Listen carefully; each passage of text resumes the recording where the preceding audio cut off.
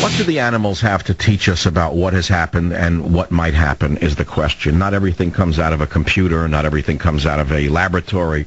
Sometimes nature itself can indicate to us in advance of a natural disaster. And we have a scientist with us who has a lot to say on it. I saw him today on Fox News. I thought he was amazing. Jim Berkland is a former geologist with the U.S. Geological Survey, and he was kind enough to join us on the Savage Nation. Jim, thank you so much for being with us. Well, I'm really pleased to be with you, Mike. I've heard you for years. Yeah, and, because you're up in Northern California, and you think I'm off the air, but I'm actually heard out of Sacramento on 650 as a result of Nancy Pelosi's machinations. I'm not heard directly in San Francisco at the moment. But, Jim, I heard you on Fox today, and I was amazed by what you were saying. You did predict which earthquake, Jim?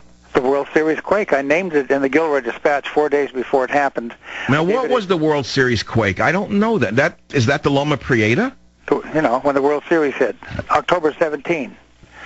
Of what year, Jim? 1989. The biggest quake in the Bay Area. But why do we call it the Loma Prieta earthquake? Oh, some of the plain old scientists. I called it the World Series quake because I was going to be there in 2 days. It was my son and my boss. But what made you say that we're going to have the highest that we were going to have an earthquake? Well, you predicted it before it happened. How, Jim? Oh, on about 12 different clues. First of all, we had the highest tidal force in 3 years. 3 years earlier, on the 29th of December, 86, I predicted a quake to several scientific bodies and administrative groups, and 4.4 came in on the morning of the 29th, right on the first day of the seismic window, as I refer to these periods of high tides. Mm-hmm. And so then 3 years later, we had the next highest tidal period, and by that time, I started to pay attention to the animals, and your opening comments look like I just scripted for you. I do strongly believe that the animals can tell me where and how big, and the tides tell me when. Mm-hmm. And so I gave it an 85% chance we would have a World Series quake between the 14th and 21st of October. And the quake actually happened on the 17th. And some of the reasons were we had the most missing pets in the lost and found columns in history. Really? Instead of 4 or 5 missing cat ads in the Mercury News, there were 27 just out of sight. And the dogs were up to 58 instead of 20. Mm. And we had whales beaching themselves at Santa Cruz. It was a very rare pygmy sperm whale. They brought him down the marine to the aquarium, about 5 miles away from the epicenter. And earlier, the two small whales, 9 feet long, beached themselves at Ocean Beach, San Francisco, and they brought them over to Marine World. And they... No, wait, but Jim, you know what's amazing to me? Didn't we see millions of sardines wash up? Was it last week down in Southern California? Well, that's part of the story. Why did that happen? You know, so the experts told us they were frightened in by predator fish or something. That's ridiculous. Yes. So then they said, well, but because there was no oxygen. Well, then when you get that collection of fish side by side, 800,000 fish? No wonder the oxygen was lost. But it was something beyond that caused them to change. Now, why do whales migrate thousands of miles, and dolphins and homing pigeons that I used to raise here? The answer is the magnetic field. That's how they're tuned in with magnetite. It's the most highly magnetic natural substance on Earth. It's the black sand. When you're panning for gold, you go along the beach and see little stringers of black grains, mainly they're magnetite. So it turns out, and it was quite a surprise to me, that most animals have magnetite in their bodies, including people. And it explains for like 20 people that told me to get these terrible headaches just before large earthquakes. Wait a minute. You say we have magnetite in our bodies. Magnetite is what you said? Yes, Fe3O4, iron oxide. There's nothing more highly magnetic that's natural, and it's found in all kinds of rocks. And the rocks. Where does it occur in our tissue? Does it collect more so in one tissue area than another? Yes, it's right over the pineal gland, between the eyeballs, and right where the Indian ladies paint the red spot. Oh my God! Oh my God! This is astonishingly interesting, Jim. And this gal from New Brunswick, which is a home province of my wife, She called me, hearing me on the radio back there in 1982. We had a full moon eclipse. And on that day, they had the tides in the Bay of Fundy of over 50 feet. And on that day, they had the strongest quake in the province of New Zealand in 126 years. And she had heard me on the radio a few days earlier talking about animals and quakes. And she said, well, maybe you have an explanation for what happened to me. I'm a native New Brunswicker and a school teacher for I've been a 46 years old gal. And 3 days before that first quake I've ever felt, my head began to split, a terrible headache. And she said it was kind of centered in the middle of my forehead. And it continued for 3 days, and I was living on Advil, and I couldn't even, the night before I went to bed without being able to go to take a dinner. Next morning I woke up and it was still there, and suddenly it disappeared after early in the morning.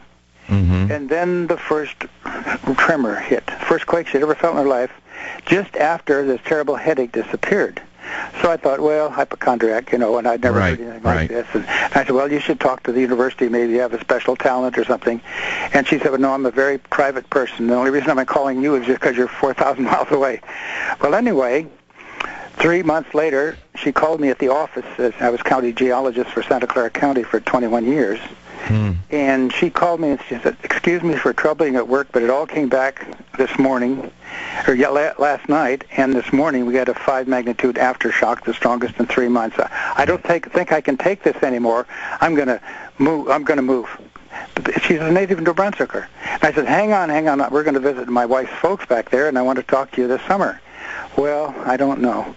So I got there with my little daughter and took the ferry over to Gagetown. I stopped at the market. Where do the Cuddybacks live? Well, you go over there by this barn and by this big tree, and you go over there, and here in the driveway was a guy unloading the trunk of his car. Good afternoon. Have I found the Cuddyback residence? Well, it was till 2 weeks ago, and they moved to Virginia. She couldn't take it. Just like the animals can't. Prior to quakes, they leave their normal places of security, which explains the dogs and cats running off, and deep-sea fish coming into shallow water, and whales beaching themselves. And what is it? Because the magnetic waves change and they start to get signals that are painful? Not just painful, they lose their ability to navigate. That's why homing pigeons they become confused by these signals. Yeah. So they've only known for the 30 years about homing pigeons. How do they home in? And it's not by being babies and watching the stars, as some of my critics have said. I raised pigeons here, and I remember taking them up on top of the mountain about 3 miles away from my house and told my sister, I'm going to let them go at 2 o'clock and see how fast they get back. Well, I took them out of my knapsack and threw them up, and they're all fluttery around. Instead of flying directly home, what do pigeons do at a big sports event? You release them all at once, and they circle and circle and circle 4 or 5 times, and then they head off in different directions, heading for their home loft. Why are they going round and round? Because they have the magnetite behind their eyeballs, and by moving around in the Earth's magnetic field, they create a mini generator. Oh, my God. Isn't that something? And so they know where north is, magnetic north, and then they adjust to know where they would fly to get home. Oh, my God. Put a little magnet around the pigeon's neck, they get lost, especially if they're a brand newer pigeon. And they will. That's astounding, Jim. I'll tell you, this is amazing because you're a scientist who says that not everything comes out of a black box. In your interview today, you said that the quake of 1865, you were mentioning something that really caught my attention, something about in Japan in 1897. Could you tell us about that? Well, it was another great earthquake in Japan, but this is bigger than that one. And we know about, if you go to Google and you plug in what I saw last year, there's a fish called the oar fish, O-A-R fish. It's considered a bad omen about big quakes. And this is Japan I'm talking about. Right. And there's a lot of articles about the oarfish in past history, and they, in their mythology, they strongly believe that this is an earthquake fish. Well, you mean the Japanese believe that the oarfish is such? Absolutely. But guess what happened in Long Beach in late December? and oarfish showed up on the beach alive. And the people are hovering around this thing, and it was flopping around, and this little 8-year-old kid came up and says, "That's an oarfish."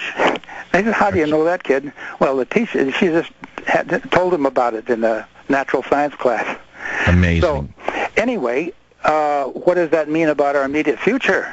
Yes. Hold on now. Wait. Before we go to the immediate future, because that's what everyone wants to hear about what's coming up on the highest tidal force on the 19th of this month, I thought you had mentioned something about Japanese scientists or such predicting earthquakes back in the 1890s. Was I mistaken? Did I catch that right? It was about 1906.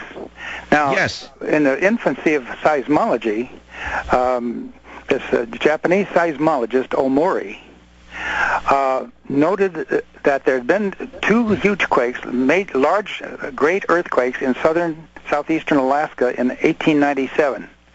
Devastating. But didn't hear anything about big tsunamis related to that. But anyway, the quakes were there, and it's unusual. You get about 1 great earthquake every year, and occasionally 2 or 3, but it's very unusual. But did he predict them? He came close, because then on March 31st of 1906, this great earthquake hit South America, and there killed about 10,000 people. And so he looked at the maps, and he said, well, there's been quite a while since there has been a quake to the north, filling that big gap. I expect the next great earthquake will hit Mexico, or more likely California. And he made that prediction in early April of 1906. Wow. And so this is called, a seismic gap. And some scientists have been trying to fill in the gaps, as but almost always when they define a gap, no big earthquake hits there. But it's another desperate effort to try to predict. Now, it turns out, since their utter failure of predicting a big quake for Parkfield, halfway between L.A. and San Francisco, they thought it would be a 6-magnitude quake, and it would hit between 1984 and 1992, centered on 1988, which would be 22 years after the last big one in the Parkfield area, which I'd experienced myself down working in Coalinga on the California Aqueduct. We are speaking with former geologist with the U.S. Geological Survey, Jim Berkland. Jim, before you take a break and tell us what's coming on the 19th of this month, can you read your website to the people? Because it's a complicated website, and I want them to go on your site. Is it syzygyjob.com? Got it. Those are my initials, and syzygy is the lining up of the sun, moon, and earth. I didn't know what it stood for.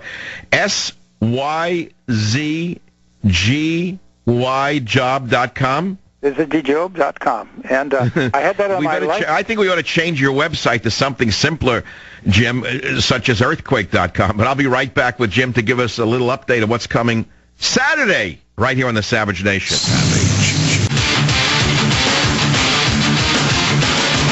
Being it's the Savage Nation, we're talking with a U.S. Geological Survey geologist, retired, who predicted the Loma Prieta earthquake, better known as the World Series earthquake. And he says the animals often anticipate quakes. They go crazy because they have magnetite in their brain between their eyes, which we have in our own heads. And it's collected primarily right behind our 2 eyes, where the Indian ladies put a red dot on their head, which is amazingly interesting to me. It has so many ramifications. Jim, welcome back to the Savage Nation. You have a prediction of what's coming on the 19th of this month, today being the 15th. Please tell us what this is. We are having the highest tidal force in the last 18 years. It will not be reached again for another 5 years.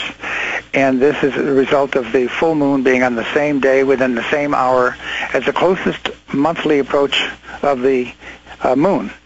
And those are the 2 major tidal forces that create our ocean tides, and also earth tides, and tend to trigger quakes. Now, beyond that, we're also having, just hours before, the equinox, the spring equinox, which has its own equinoctial tides. You put it all together, the forces are like those which preceded the World Series quake, which enabled me to make that prediction of 90 or 85% we would have a World Series quake of 6.5 to 7. Now, I'm not going to put you on the spot, but you're saying it's highly likely or probable on the 19th of this month, which is what, Saturday? Don't pick a particular date. The window, the seismic window, as I call it, is the 19th opening and runs through the 26th. And okay, now the Christchurch quake last year was under a similar condition, but not quite so strikingly high tides. But my wife and I were in Christchurch 2 years ago, and lovely city, the Garden City, and it's just devastating. I don't mean to make this personal, but I live down in the San Francisco Bay Area, and for days now I've been saying to Mrs., I said, I want to get up to the High Sierra. I just have an instinct like a homing pigeon. I want to get up to the snow. I want to go to the mountains. I haven't been there for years. And, you know, who wants to travel in this weather with heavy storms and all? But it's almost as though I have some homing device in me wanting to get me out of here. Well, it almost happened to me. I was in the 7th floor of the county building, and I'd already predicted there'd be a World Series quake. I was on the phone calling Berkeley Seismographic Station to see if there'd been some kind of a foreshock, and all of a sudden the main quake hit, and I thought I was dead. I thought the whole building was coming down on my ears, and of 82 or 3 quakes I felt in my lifetime, that's the only one that ever scared me. You know, Jim, I was in a house in Tiburon, California during that quake, and the entire house moved in every dimension possible. It didn't collapse, but all the floors were like in a fun house. It moved in every direction. I thought someone had put LSD in my water because it didn't make sense. All the balancing acts that I had engaged in my whole life didn't work. Nothing made sense. But getting down to this, you know, this is very serious business here. We're in the ring of fire here on the California coast. And what's even odder is that they've had earthquakes on the East Coast in most recent years, haven't they? Yeah, various places, but nothing like 7. The last really big one back there was in 1886 at Charleston, South Carolina, on the day after the new moon, a very high tide period. And well, if I'm down in the Bay Area and I sense a quake, I guess I've got to cut the mooring lines on my boat and take her out to the bay, don't I? I want to be in the middle of the bay, don't I? I don't want to be on a dock. If you're inside the bay, any tsunami is going to be much reduced from something off in the Pacific. Absolutely. I mean, I watched the tide come in this last weekend when it hit Santa Cruz so hard. I ran down on my boat that morning and watched it, and it did come in very fast, but it was very minimal in turbulence. It was quick, but almost lacked all turbulence of the kind we saw up at Crescent City. So the bay would be somewhat protected unless the quake falls right on the fault line. Correct? It's open, and you don't have a funnel-shaped approach from the waves. But that's what really killed Crescent City. And of course, look how far we are from the Anchorage earthquake, 1964. That was on the day of an eclipse, day of the full moon, March 27, 1964. And the next 9 magnitude quake and giant tsunami was the day after Christmas in 2004. Guess what? Day of the full moon. And so you say the seismic window is the 19th to the 26th, roughly, of course. You're not a crystal ball reader. Where are you going to be during that week? Jim, where are you going to stay up in the hills? I was happily moved back out of San Jose, and I'm back happily where I was raised in the Valley of the Moon, which is appropriate for somebody that really watches the moon. They used to make some great jug wine, which I used to enjoy in the family-style restaurants in North Beach when I first moved here in the 70s. Valley of the Moon had wonderful jug red wine, which we all drank when we were young and innocent. Jim's website is, and I'm going to read it now, .syzygyjob.com. Jim Berkland, a pleasure. I want to stay in touch with you, and after the earthquake is over, take you to dinner. It'll be a pleasure to share stories with you. Jim Berkland, thanks for being with us on the Savage Nation. I don't think God did this to the Japanese any more than he did it to Christian school buses. This is the Savage Nation. Savage.